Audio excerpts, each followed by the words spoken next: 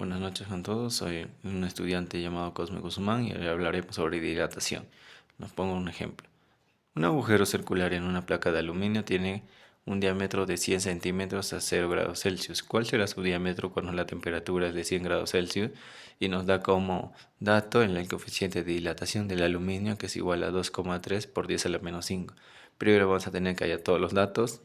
Nos pida ya la longitud final, la longitud inicial ya lo tenemos, que es 100 centímetros. La coeficiente de dilatación del aluminio, que es 2,3 por 10 a la menos 5, y la variación de temperatura, que es la temperatura final menos la temperatura inicial, que en este caso sería la temperatura final, 100 grados Celsius, menos 0 grados Celsius, y eso nos da como, bueno, una variación de temperatura de 100 grados Celsius. Bueno, primero vamos a tener como concepto una fórmula que nos va a pedir hallar que la longitud final va a ser igual a la longitud inicial. Eso multiplicado por 1 más el coeficiente de dilatación del aluminio, en este caso, por la variación de la temperatura. Iniciamos. Ya como tenemos, nos pide ya la longitud final, vamos a hallar igual a 100 centímetros. Entonces multiplicamos más 1 más, acá nos da 2,3 por 10 a la menos 5. Todo eso también multiplicado por la variación de temperatura, que es de 100 grados Celsius. 100 grados Celsius. Bueno, iniciemos. Longitud final va a ser igual a 100 centímetros 1 más 2,3 por 10 a la menos 3. Ustedes preguntarán, ¿por qué a la 10 menos 3? Porque esto, el 100 grados, lo puedo transformar como 10 al cuadrado. Bases iguales, exponentes se suman. Menos 5 más 2 te da menos 3. Y por eso sale el 10 a la menos 3. La longitud va a ser igual a 100 centímetros 1 más todo esto. Si lo metemos a la calculadora, nos va a dar a 0,0023. Bueno, esto ya todo, si lo metemos a la calculadora completo, de 100 por 1 más 0,0023, que sería 1,0023 por 100, nos daría el resultado de 100,23 centímetros. Y esa sería la respuesta a este problema. Sigamos con el segundo problema de la dilatación, donde nos pide que un alambre de aluminio se dobla en forma circular dejando una abertura de 1 centímetro. Hallar la nueva abertura si uniformemente es enfriado en 200 grados Celsius nos da como dato el coeficiente de dilatación del aluminio, que es 2,3 por 10 a la menos 5. Nos da datos: longitud final, que es lo que vamos a hallar, la longitud inicial, que es 1 centímetro, el coeficiente de dilatación, que es del aluminio, que ya nos da el problema, que es 2,3 por 10 a la menos 5, y el cambio de temperatura. Como nos dice que es enfriado en 200 grados Celsius, o sea, va de 0 a 200, el cambio va a ser negativo, lo cual va a ser menos 200 grados Celsius.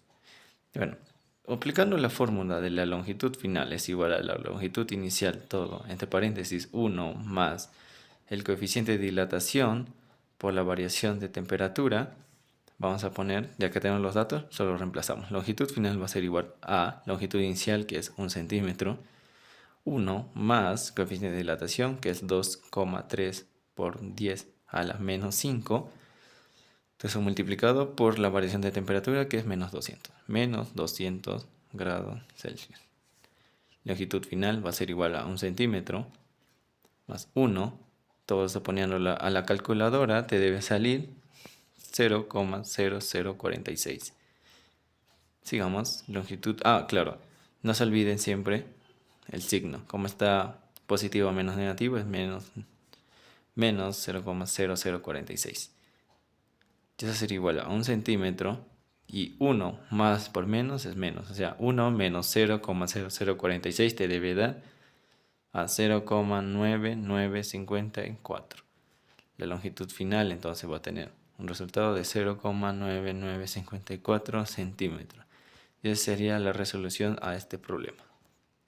Sigamos con la tercera parte o el tercer problema sobre dilatación, donde nos dice: la montadura de unos lentes de plástico de dilatación, o bueno, de coeficiente de dilatación es 1,3 por 10 a la menos 4 Celsius, presenta agujeros circulares de radio de 2,20 centímetros a la temperatura de 20 grados Celsius. ¿A qué temperatura debe calentarse la montadora para insertar los lentes de radio?